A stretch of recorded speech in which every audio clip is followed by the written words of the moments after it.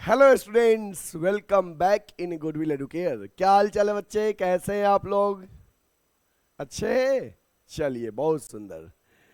तो जैसा कि हम लोग प्रीवियस क्लास में retirement of a partner topic पढ़ रहे थे, और ऑलरेडी हमने रिटायरमेंट ऑफ पार्टनर का आपको न्यू प्रॉफिट शेयरिंग रेशियो पढ़ा दिया हूँ लेक्चर 1 में।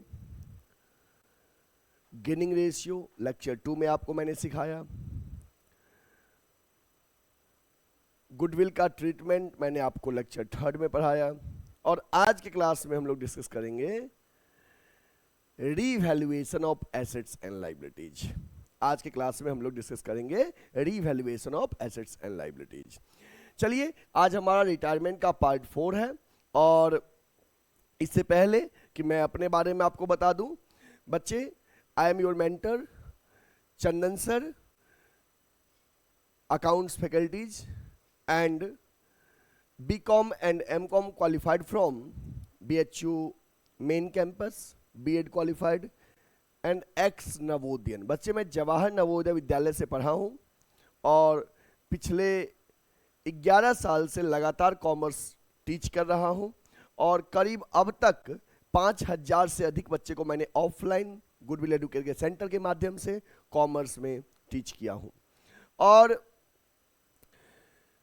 800 से अधिक बच्चे बीएचयू और दिल्ली यूनिवर्सिटी में सिलेक्ट हो चुके हैं। यदि आप भी बीएचयू और ड्यू में पढ़ने का सपना रखते हैं तो आप हमारे साथ 12th के साथ साथ सीयूटी का प्रिपरेशन करिए, जरूर आपका सपना पूरा होगा। ठीक है। और यदि हमसे ऑफलाइन पढ़ना चाहते हैं तो गुडविल एडुकेयर के ऑफलाइन सेंटर वाराणसी में जो लंका पे है, आप विजिट कीजिए और वहां पे ज्वाइन कीजिए। चलिए, बिना देर किए हुए आज का टॉपिक शुरू करते हैं। आज का जो टॉपिक है बच्चे, ये है revaluation of assets and liabilities. आज का टॉपिक क्या है? Revaluation of assets and liabilities. बच्चे, ये एक ऐसा टॉपिक है जो आपने कई चैप्टर्स में पढ़ा है। ये टॉपिक, रीवैल्यूएशन जो टॉपिक है, ये आप कौन कौन से चैप्टर में पढ़े हो? याद होगा आपको। चेंज इन पीएसआर में, change in profit sharing ratio, admission of a partner and retirement and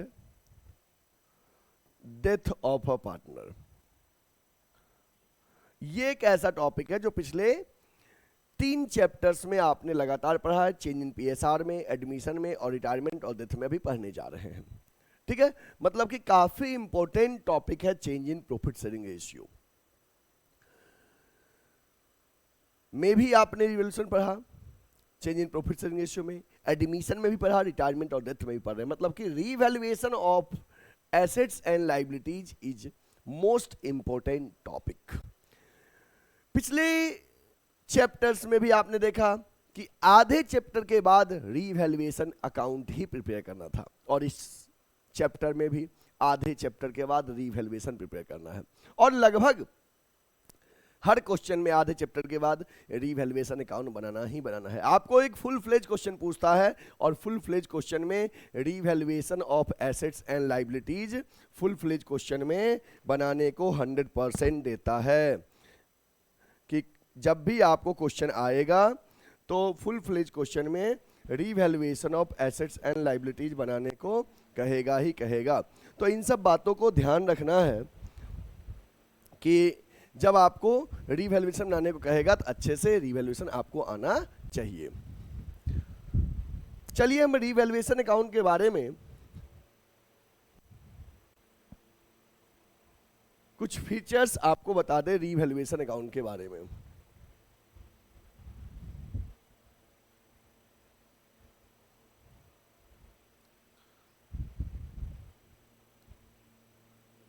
चलिए, लिखिए,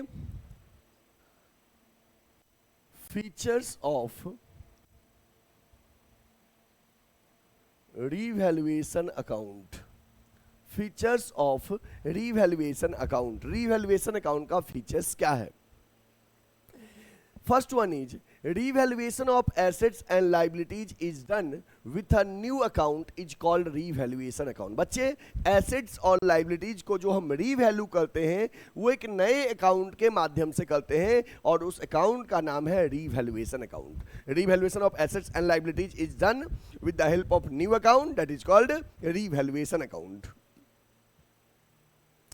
Sometimes revaluation account is also called profit and loss adjustment account. बच्चे revaluation account का दूसरा नाम है profit and loss adjustment account. This account is nominal account in nature. Revaluation account का nature जो होगा वो nominal account nature का होगा, तो ये nominal का rule भी follow करेगा. और nominal का rule क्या है बच्चे डेबिट क्रेडिट का? तो आपको याद करवा दूं कि debit all expenses and losses, credit all income and gain. Credit all income and gains. Revaluation का नेचर जो है नॉमिनल नेचर का है, तो ये नॉमिनल का रूल भी फॉलो करता है. Debit all expenses and losses, credit all income and gains. Next point is if there is loss due to revaluation. अगर बच्चे रिवैल्यूएशन की वजह से लॉस होता है तो revaluation account is debited, and if revaluation result is again revaluation account is credited. मतलब बच्चे अगर किसी भी ट्रांजेक्शन से आपको लगता है कि एसेट्स लाइबिलिटीज को रीवैल्यू करने में आपको लॉस है तो डेबिट में लिखना रिवैल्यूएशन के, और प्रॉफिट है तो रिवैल्यूएशन के क्रेडिट में. और एक पॉइंट इसमें और ऐड कर लो कि प्रॉफिट और loss on revaluation always distributed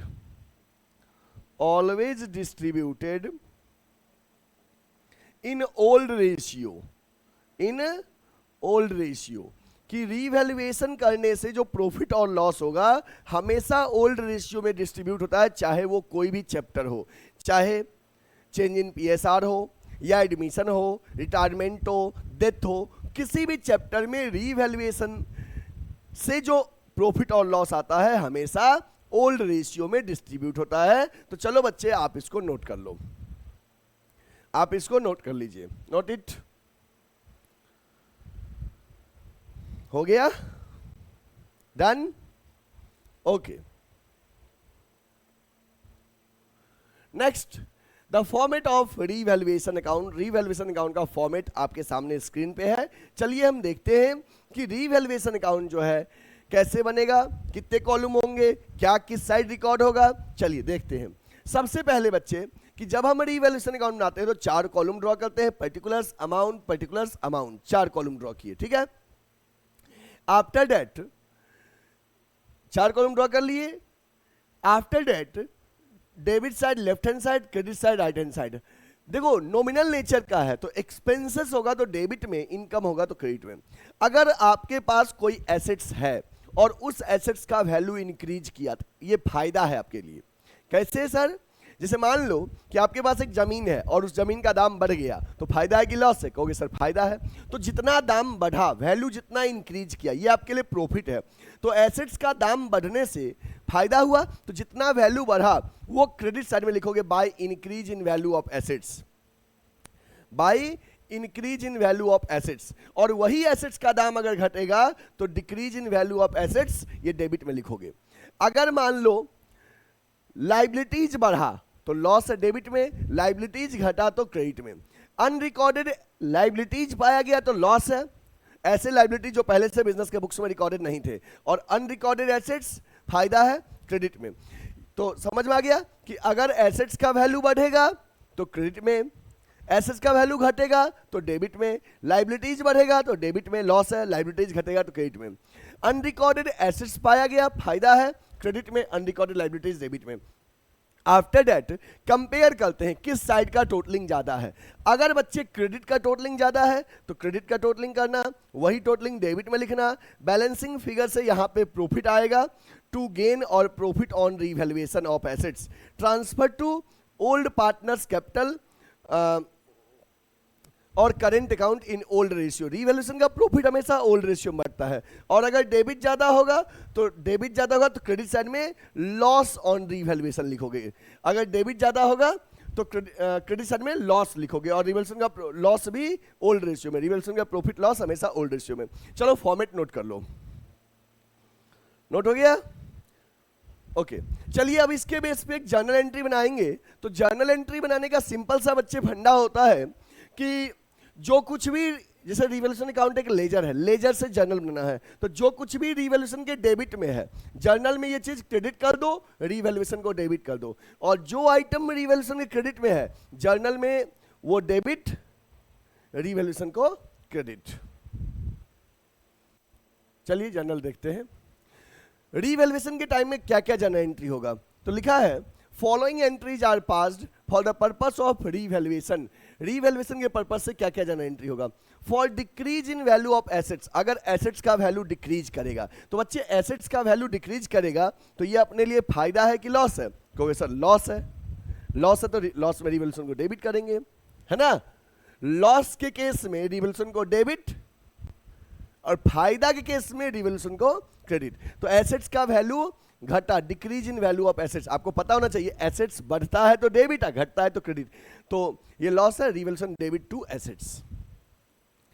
अगर एसेट्स का वैल्यू इंक्रीज किया, तो एसेट्स बढ़ता है तो debit, assets debit to revaluation फायदा है। अगर मान लो लाइबिलिटीज बढ़ा, तो बच्चे लाइबिलिटीज बढ़ता है तो क्रेडिट करते हैं, तो लाइबिलिटीज को क्रेडिट किए और लाइबिलिटीज बढ़ने से लॉस है, रिवॉल्यूशन को डेबिट करेंगे। अगर मान लो लाइबिलिटीज का वैल्यू डिक्रीज करेगा, तो आपको पता होना चाहिए डेबिट क्रेडिट के रूल में कि लाइबिलिटीज घटता है तो क्रेडिट करते, लाइबिलिटीज घटता है तो डेबिट करते हैं, लाइबिलिटीज को डेबिट और रिवॉल्यूशन को क्रेडिट, क्योंकि लाइबिलिटीज घटने से हमें फायदा है।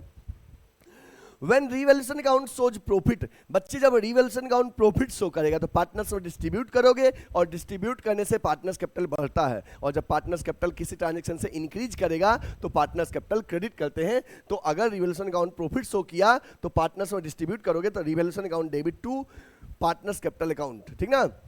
When revaluation account shows loss, तो सभी पार्टनर्स का जो भी पहले से थे, ठीक ना, ऑल, तो यहाँ पे हमने ओल्ड लिखा है सबके लिए। When revaluation account shows loss, जब रिवैल्यूएशन अकाउंट लॉस शो करेगा तो old partners capital account debit to revaluation, क्योंकि लॉस बांटने से पार्टनर्स कैपिटल क्या हो जाएगा, घट जाएगा। चलिए इसको नोट कर लीजिए, इसको आप नोट कर लीजिए। Done, okay. चलिए अब एक क्वेश्चंस बच्चे हम लोग करेंगे। क्वेश्चंस आपके सामने स्क्रीन पे है, दो पार्ट में क्वेश्चन है। पहला पार्ट आपके सामने स्क्रीन पे दिख रहा है, मतलब कि बैलेंस शीट का फॉर्मेट।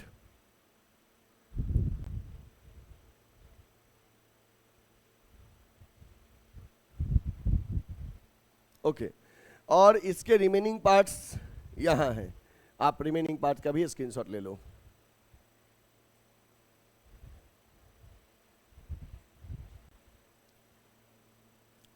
फिर से देख लो, ये क्वेश्चन का first part, this one is first part of the question, and this one is the remaining part of that question. Full fledge question हम लोग बनाएंगे। चलिए सबसे पहले क्वेश्चन का शुरू का पार्ट रीड करता हूं। क्वेश्चन है P Q and R are partners in a firm sharing profits in the ratio of 2:2, यहां पे थोड़ा सा मिस्टेक हो गया है, 2:1। पी क्यू आर पार्टनर है, प्रॉफिट शेयरिंग रेशियो 2:1 है।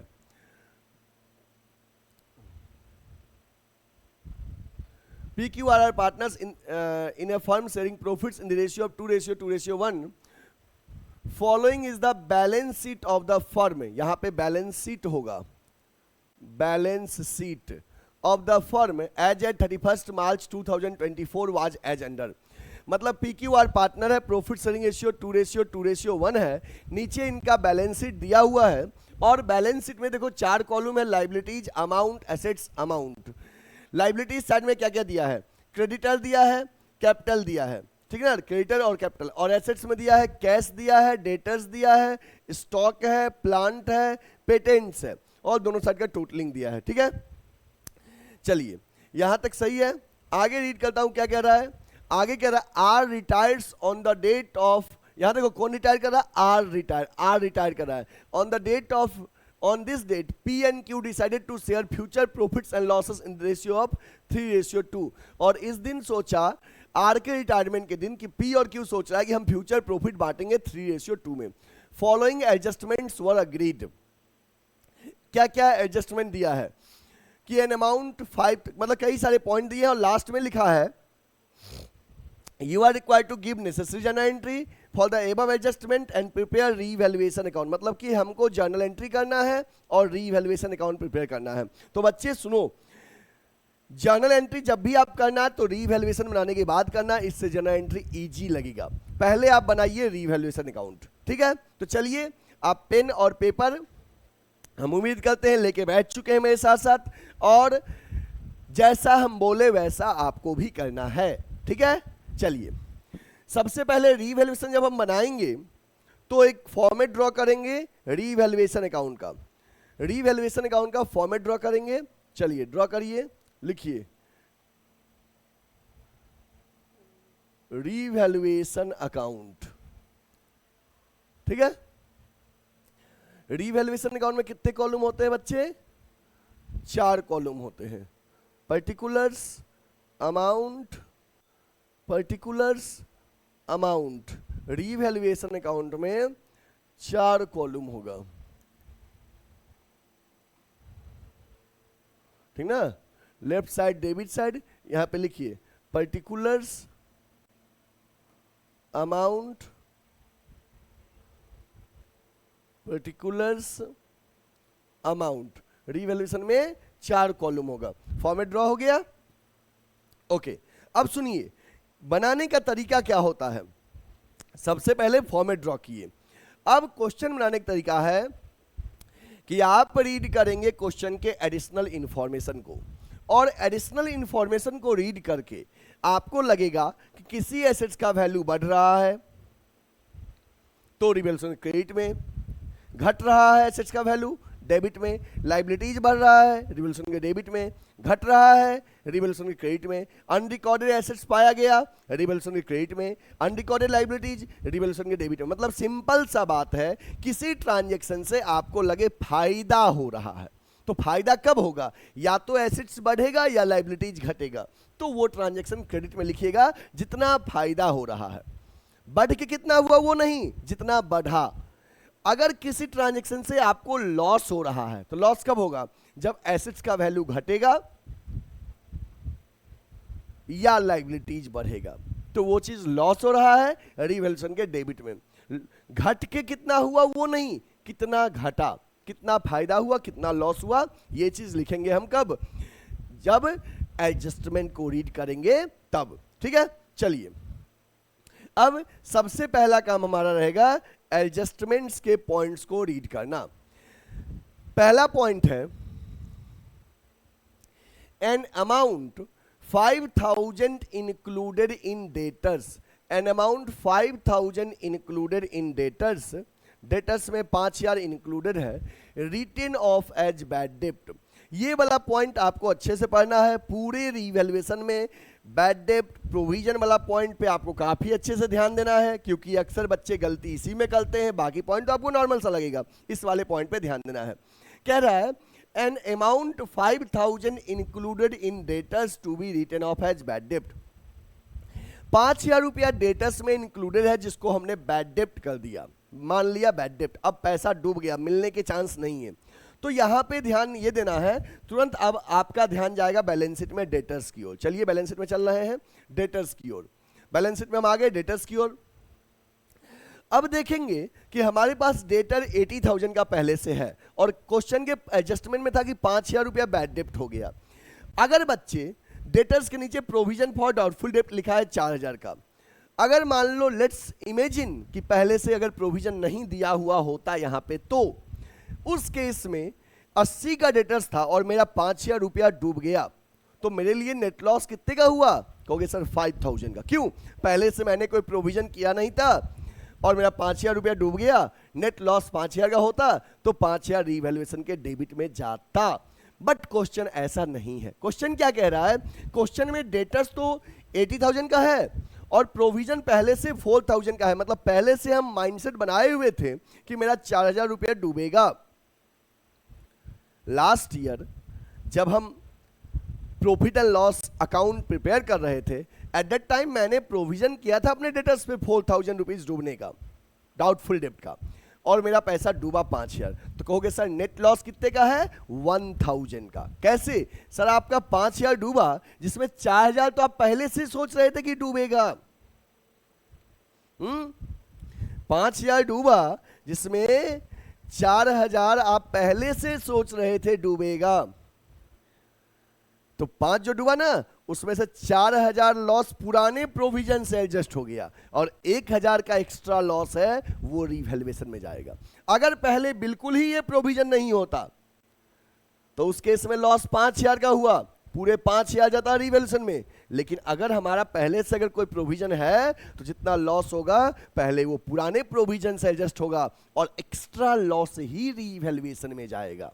आई होप आपको पॉइंट क्लियर हो गया है ना। तो चलिए 5 के बैड डेट में 4 यहां से एडजस्ट हुआ, 1 एक्स्ट्रा लॉस हुआ, वो रिवैल्यूएशन में जाएगा। तो चलिए 1,000 रिवैल्यूएशन में हम लोग लिखेंगे। चलिए लिखिए रिवैल्यूएशन में 2 बैड डेब्ट 1,000।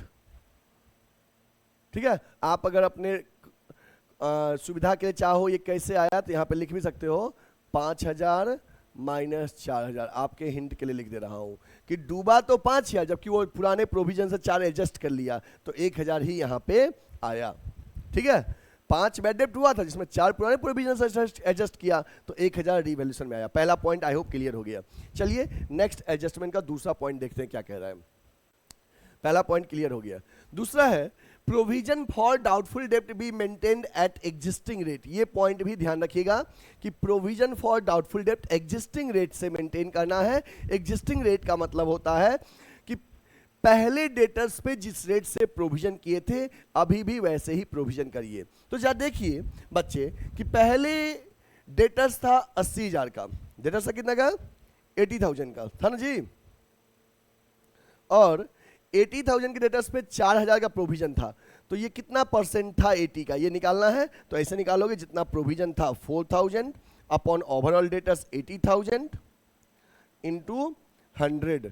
तो कहोगे सर ये 4 जीरो, ये 4 जीरो, ये 3 जीरो 3 जीरो कट गया, 420 जा 80 और 25 जा 100। मतलब पहले 80,000 के डेटर्स पे 5% का प्रोविजन बना हुआ था जो 4,000 प्रोविजन था। ठीक ना, तो अभी भी अब जब पैसा डूब गया 5,000 तो जो रिमेनिंग डेटर्स बचा उस रिमेनिंग डेटर्स पे अभी भी 5% का प्रोविजन करना है एग्जिस्टिंग रेट से। एग्जिस्टिंग रेट 5% था।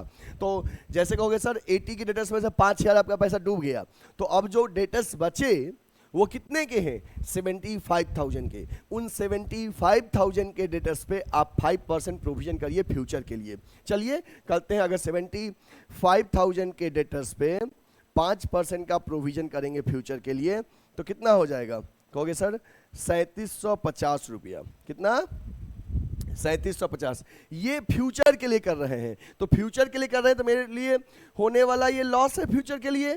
तो क्या करेंगे, इसको जो एग्जिस्टिंग रेट है, तो जब हमारा 80 के डेटर्स में से 5,000 रुपया हमारा बैड डेब्ट हो गया तो कितना बचा, 75,000 के डेटर्स। इस 75,000 के डेटर्स पे एग्जिस्टिंग रेट से, पुराने रेट से प्रोविजन करना है।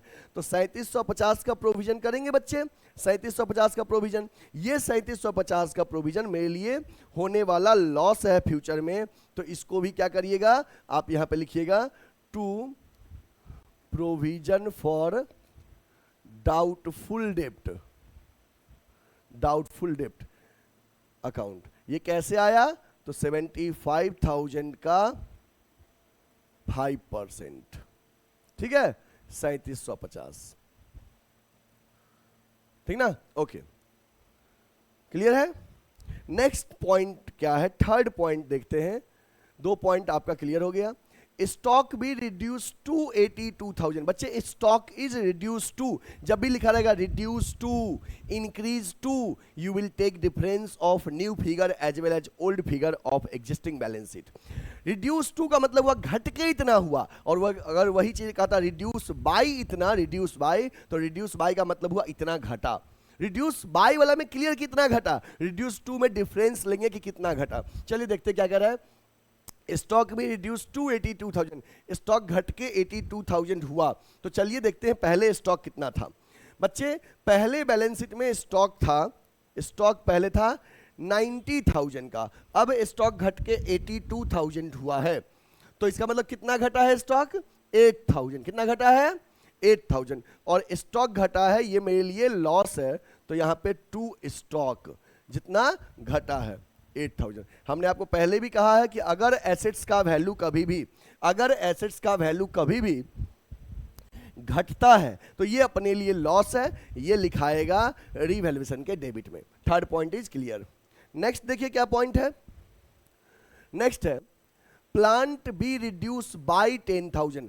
प्लांट 10,000 से घटा, रिड्यूस बाय लिखा है तो क्लियर है कि कितना घटा है। जब रिड्यूस टू लिखा रहे तो इस फिगर को पुराने बैलेंस शीट से कंपेयर करिए कितना घटा, डिफरेंस फिगर। रिड्यूस बाय लिखा रहे तो क्लियर है कितना घटा है, तो हमें कंपेयर करने की रिक्वायरमेंट यहाँ पे नहीं है। प्लांट रिड्यूस बाय 10,000, प्लांट 10,000 घटा है। चलिए लिखिए प्लांट कितना घटा है, 10,000। तो यहाँ पे to plant 10,000 rupees plant reduce हुआ है। नेक्स्ट पॉइंट है पेटेंट्स आर वैल्यूलेस। बच्चे पेटेंट वैल्यूलेस हो गया, मतलब पेटेंट का अब कोई वैल्यू नहीं बचा, पेटेंट का कोई वैल्यू नहीं बचा, पेटेंट वैल्यूलेस हो गया। तो देखिए पहले पेटेंट था कितने का, तो चलिए देखते हैं पहले पेटेंट कितने का था। तो बच्चे पहले हमारे बैलेंस शीट में पेटेंट था 18,250 का। कितना का था, 18,250 का पेटेंट था। अब वो पेटेंट वैल्यूलेस हो गया, उसका कोई वैल्यू नहीं बचा। तो अपने लिए ये पूरा का पूरा 18,250 क्या है, लॉस है। तो रीवैल्यूएशन अकाउंट के डेबिट में लिखिए टू पेटेंट्स 18,250, 18,250। चलिए ये पॉइंट भी हो गया आपका। Next provision of 5,000 to be made for repairs. बच्चे फ्यूचर में होने वाले रिपेयर्स के लिए आपको प्रोविजन करना है 5,000 का। तो जब रिपेयर्स के लिए प्रोविजन करेंगे तो ये आपके लिए लॉस है, तो यहां पे लिखेंगे टू प्रोविजन फॉर रिपेयर्स, 5,000 का प्रोविजन करना है, फ्यूचर के लिए लॉस है। Next point, old computer previously written off as bad, previously written off was sold for 6,000 as scrap. बच्चे एक ओल्ड कंप्यूटर था, पुराना कंप्यूटर, जिसको बिजनेस के बुक्स से पहले से राइट ऑफ कर चुके थे। एक पुराना कंप्यूटर था जिसको बिजनेस के बुक से राइट ऑफ कर चुके थे कंप्लीटली, उसको बेचे हम 6,000 रुपये में। तो जब कोई चीज को राइट ऑफ कर चुके थे तो वो बिजनेस के बुक्स ऑफ अकाउंट में नहीं दिख रहा था, हट चुका था, है ना। तब अगर वो चीज बिक रहा है तो उससे आपको फायदा हो रहा है, रीवैल्यूएशन क्रेडिट साइड में लिखोगे, लेकिन बाई ओल्ड कंप्यूटर नहीं लिखोगे। क्यों, क्योंकि कंप्यूटर था ही नहीं बुक्स में, बुक्स से कंप्लीटली राइट अप हो चुका था। तब अगर कंप्यूटर बिका तो अपने पास पैसा आया, तो बाई बैंक लिखाएगा 6,000 जितना पैसा आया, बाई बैंक, ठीक ना, बाई बैंक अकाउंट कितना आया है, 6,000, ठीक ना। नेक्स्ट पॉइंट ये हो गया। At a time of retirement an amount 20,000 has been paid to an employee who injured in an accident। बच्चे रिटायरमेंट के टाइम में एक एम्प्लॉय एक्सीडेंट हो गया जिसको हम 20,000 रुपया पे किए एम्प्लॉय को। तो कहोगे सर कोई एम्प्लॉय अगर एक्सीडेंट हो गया और उसको पे किए 20,000 रुपया तो अपने लिए क्या है, फायदा है कि लॉस है। कहोगे सर लॉस है, लॉस है तो यहाँ पे पैसा गया है टू बैंक, ब्रैकेट में लिख दो एक्सपेंसेस 20,000। ठीक है बच्चे, और कोई पॉइंट है चेक कर लीजिए एक बार। यू आर रिक्वायर, अब कोई पॉइंट नहीं है, मतलब मैंने रिवोल्यूशन के सारे पॉइंट्स आपको रिवोल्यूशन में लिख दिए। अब देखिए आप रिवोल्यूशन अकाउंट का अब टोटलिंग करना है। टोटलिंग कैसे करते हैं, एक बार दोनों साइड को एनालिसिस करिए। अगर डिफरेंस ज्यादा का है तो आपको समझ में आ जाएगा किस साइड का टोटलिंग ज्यादा है। तो उधर 6000 है, इधर ज्यादा लिखा है, मतलब डेबिट का टोटलिंग ज्यादा है। तो जिधर का टोटलिंग ज्यादा दिख रहा है तो टोटलिंग पहले उधर का कर लीजिए। टोटलिंग का तरीका मैंने आपको सिखाया भी हूं। चलिए कोशिश करना है बच्चे कि जब आप क्लास 12th में हैं तो आपको कैलकुलेटर यूज नहीं करना है। अक्सर बच्चे क्या करते हैं, टोटलिंग करने के लिए कैलकुलेटर और मोबाइल फोन का यूज करते हैं। मत करिए, क्योंकि आपको बोर्ड एग्जाम में मिलने वाला नहीं है कैलकुलेटर। तो क्यों अपना हैबिट लगाओगे उस तरह से, कोशिश क्यों ना करोगे खुद से करे पेन एंड पेपर के माध्यम से टोटलिंग, है ना। जब मैं भी बिना कैलकुलेटर करता हूं तो आप क्यों नहीं। आपको तो और एग्जाम देना है, मुझे तो एग्जाम देना नहीं है, मैं तो दे चुका हूं, है ना। चलिए टोटलिंग करते हैं। इधर का टोटलिंग ज्यादा है, यूनिट प्लेस पे क्या है 0, सेकेंड प्लेस पे क्या है 5 5 10 का 0 कैरी 1, थर्ड प्लेस पे 7 7 2 9 9 1 10 का 0 कैरी 1, फिर उसके बाद 3 1 4 4 8 4 12 12 12 8 20 20 5 25 और एक कैरी 26 का 6 कैरी 2, उसके बाद 1 1 2 2 2 4 और 2 कैरी 6, 66,000 आया है डेबिट का totalling. Right the same totalling in the credit side, credit side में सेम टोटलिंग लिखिए 66,000 हो गया। सेम टोटलिंग लिखे। अब बैलेंसिंग करिए, यहां भी बैलेंसिंग ऐसे ही करना है। तीनों प्लेस पे 0 है, ठीक है। नीचे यहां 6 में कितना जो है कि नीचे भी 6 आए तो 0, नो कैरी।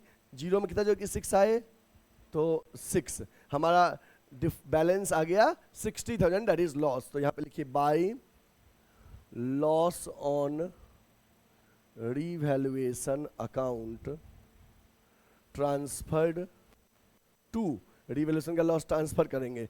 कौन कौन पार्टनर था, P Q R, P Q और रेशियो क्या था 2:1, P capital account, Q capital account, R capital account. 2 to 1 में बांटना है। तो 60,000 को 2 to 1 में बांटोगे, 60,000 को 2:1 में बांटोगे तो 60,000 का 2/5 2/5 1/5, यहाँ आ जाएगा 24,000, यहाँ भी 24,000, ठीक ना, और यहाँ पे 12,000। ये हमने डिस्ट्रीब्यूट कर दिया। इस तरह से मैंने रिवैल्यूएशन अकाउंट आपके लिए प्रिपेयर कर दिया। चलिए बच्चे, इसको नोट करना चाहते हो तो नोट कर लो, स्क्रीनशॉट लेना चाहते हो तो स्क्रीनशॉट ले लो। अब हम आपको बताएंगे इस पे बेस्ड जर्नल एंट्री। हो गया, डन, ओके। चलिए अब हम जर्नल एंट्री आपको बताएंगे। तो जर्नल एंट्री बहुत सिंपल है, देखो कैसे करेंगे। सबसे पहले थोड़ा सा स्पेस भी हम बना ले।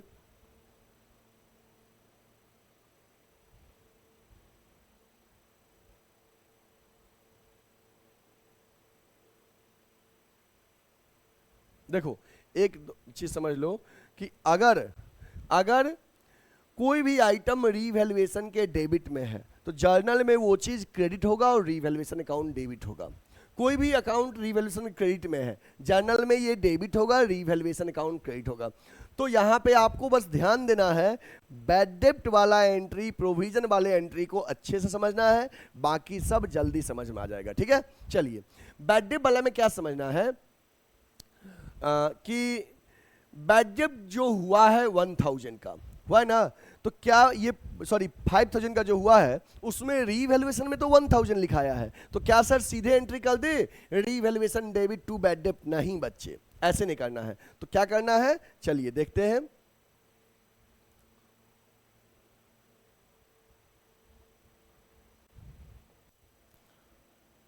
जर्नल,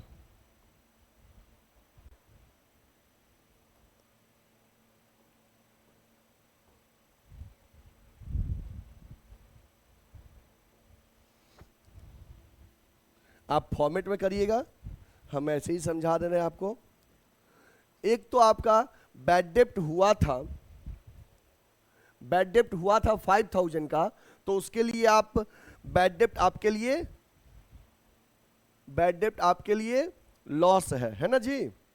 तो पहला एंट्री करोगे बैड डेप्ट लॉस है, bad debts account debit to debtors, bad डेप्ट होने से डेटर्स क्या हो जाएगा, कम हो जाएगा। कितना, 5000 का, जितना का बैड डेप्ट हुआ 5000 का। इस 5000 में से आपने क्या किया, 5000 में से 5000 को एडजस्ट कैसे किया, 1000 रीवैल्यूएशन में लिखा और 4000 पुराने प्रोविजन एडजस्ट किया। तो जो रीवैल्यूएशन में लिखिए उसके लिए लिखिएगा रीवैल्यूएशन अकाउंट डेबिट 1000 के लिए 4000 पुराने प्रोविजन से एडजस्ट किए हैं, 4000 पुराने प्रोविजन से एडजस्ट किए हैं। तो उसके लिए प्रोविजन फॉर डाउटफुल डेब्ट अकाउंट डेबिट 4000, और इस बैड डेब्ट को नेक्स्ट एंट्री में यहां पे क्रेडिट कर देना है टू बैड डेब्ट्स अकाउंट 5000। यही आपको समझना था, यही आपको समझना था कि सीधे ये नहीं करते, सीधे ये नहीं करते कि bad dept revaluation debit to bad डेप्ट 1000, सीधे ये नहीं करते। तो क्या करते, हम क्या करेंगे, सबसे पहले इस बैड डेप्ट में जो बैड डेप्ट एडजस्ट हुआ है, जितना बैड डेप्ट हुआ पहले बैड डेप्ट की एंट्री करेंगे, बैड डेप्ट डेबिट टू डेटर्स जितना एक्चुअल में हुआ है। फिर ये बैड डेप्ट में से पूरा रिवैल्यूएशन में नहीं गया है, पुराने प्रोविजन से भी एडजस्ट हुआ है, और पहले से जो प्रोविजन था उसका बैलेंस क्रेडिट था, एडजस्टमेंट के टाइम वो प्रोविजन हो गया डेबिट, तो उसको यहाँ पे शो करना है। बस यही नया था, और मैं आपको यहाँ पे लिख दे रहा हूँ इंपॉर्टेंट, इस वाले एंट्री के लिए इंपॉर्टेंट एंट्री, इस पे आपको ध्यान देना है, बहुत वेरी इंपॉर्टेंट, ठीक है। इस वाले जब भी आपको रिवैल्यूएशन वाले जर्नल एंट्री में ऐसा ट्रांजेक्शन दिखे उस पे ध्यान देना है, कहीं कोई दिक्कत हो तो आप हमसे पूछिएगा, बता देंगे, ठीक है। नेक्स्ट, इसमें दूसरा है कि प्रोविजन फॉर डाउटफुल डेब्ट। प्रोविजन फॉर डाउटफुल डेब्ट जो है बच्चे, ये यहां पे डेबिट है, तो जर्नल में क्या हो जाएगा, क्रेडिट, प्रोविजन फॉर डाउटफुल डेब्ट का।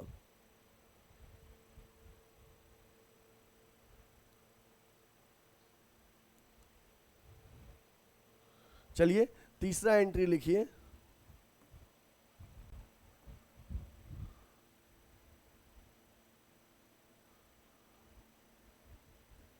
Revaluation account debit to provision for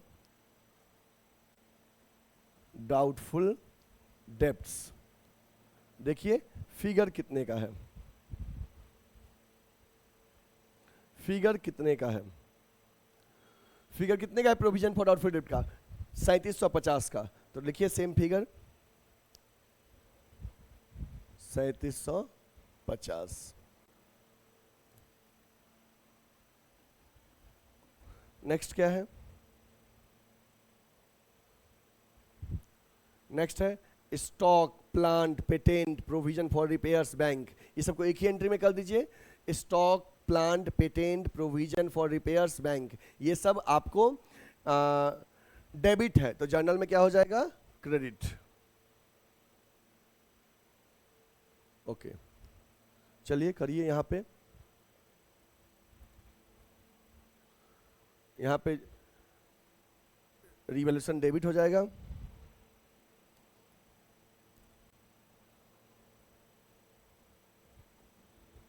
revaluation account debit to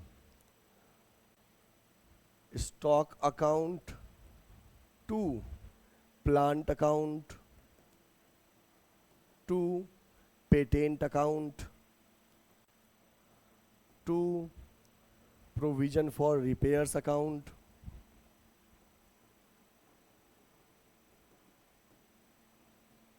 to bank account.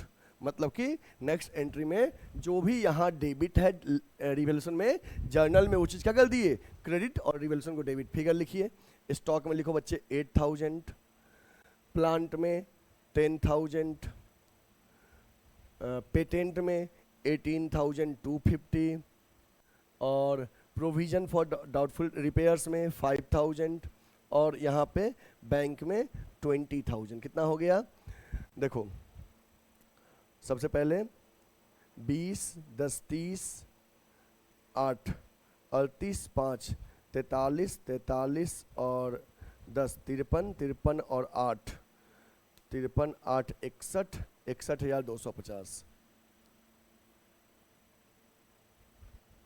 ये हो गया, सही है ना। 20, 5, 25, 25, 25 और 28, 33, 33, 43, 43, 8, एक सेकंड, 20, 5, 25, 25, 10, 35, 35 और 8, 43, 43 और 10, 53, 53 और 8, 53 और 8, 61,250। सही है, ठीक है, ये हो गया। नेक्स्ट क्या करना है बच्चे, नेक्स्ट फिर आपको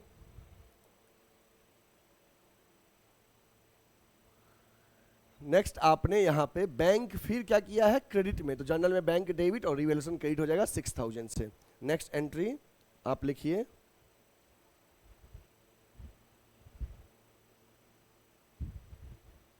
नेक्स्ट एंट्री, चलिए इसके बेस पे नेक्स्ट एंट्री करिए। 5वां एंट्री, बैंक यहां क्रेडिट है, जर्नल में डेबिट हो जाएगा, तो revaluation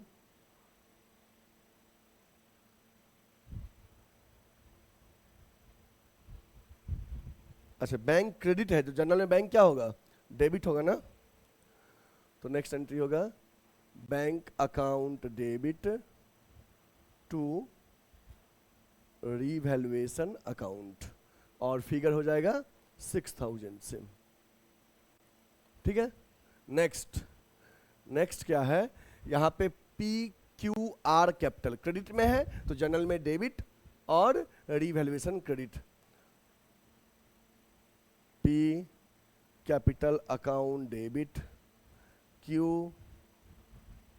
capital account debit, R capital account debit to revaluation account, ठीक है। फिगर कितना है, P में 24,000, Q में 24,000, R में 12,000, ओवरऑल 60,000। तो बच्चे मैंने इस तरह से क्वेश्चन आपको पूरा कंप्लीट कर दिया। अब मैं इस पूरे क्वेश्चन का शुरू से आपको सीक्वेंस बता दे रहा हूं, आप नोट करिएगा। बताते हैं, सबसे पहले आप लोग स्क्रीनशॉट लो क्वेश्चन का, सबसे पहले आप लोग स्क्रीनशॉट लीजिए क्वेश्चन का। हो गया, क्वेश्चन का स्क्रीनशॉट लिए, डन, ओके। अब आप स्क्रीनशॉट लो क्वेश्चन के रिमेनिंग पार्ट जो एडजस्टमेंट में दिए हुए थे, इसका स्क्रीनशॉट लीजिए, ठीक है। पहले मैंने रीवैल्यूएशन बनाया है तो रीवैल्यूएशन का आपको स्क्रीनशॉट लेना है सबसे पहले। चलिए यहां पे आप रीवैल्यूएशन अकाउंट का स्क्रीनशॉट लीजिए, ये रीवैल्यूएशन अकाउंट बनाया हुआ है, रीवैल्यूएशन का स्क्रीनशॉट लीजिए, ले लिए। रीवैल्यूएशन के स्क्रीनशॉट के बाद रीवैल्यूएशन का जो शुरुआत का जर्नल एंट्री हम बताए हैं उसका स्क्रीनशॉट लीजिए।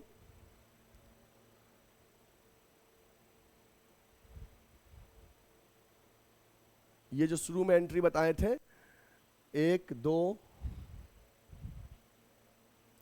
3 और चौथा एंट्री तक, यहां तक का स्क्रीनशॉट लीजिए, ले लिए। इसके बाद और भी एंट्रीज आपको बताया गया है, 5वां और 6ठा एंट्री, इसका स्क्रीनशॉट ले लीजिए। इस तरह से मैंने आपको एक क्वेश्चन क्या किया, कंप्लीट किया। फुल फ्लेज में केवल अभी रीवैल्यूएशन और उसके जर्नल एंट्री बताए हैं, ठीक है। ये क्वेश्चन आई होप आप जब बनाओगे तो बुक में क्वेश्चन नंबर 27 के करीब है, आप एक बार देख लेना और वहां से बनाइएगा। उसके बेसिस पे रीवैल्यूएशन के कोई भी क्वेश्चन अब आपसे बन जाएंगे। क्वेश्चन नंबर 1 to 9 तक का लेक्चर 1 के बेसिस पे था, 9 to 17 क्वेश्चन लेक्चर 2 के बेसिस पे था। उसके बाद 26 तक के क्वेश्चंस आपको लेक्चर 3 के बेसिस पे बन जाएगा और 27 क्वेश्चन लेक्चर 4 के बेसिस पे बन जाएगा, और आए क्वेश्चन भी आपको रिवैल्यूएशन जब भी आएगा तो इसके बेसिस पे बन जाएगा, आज के लेक्चर के बेसिस पे। नेक्स्ट क्लास में हम लोग पढ़ेंगे रिजर्व का ट्रीटमेंट।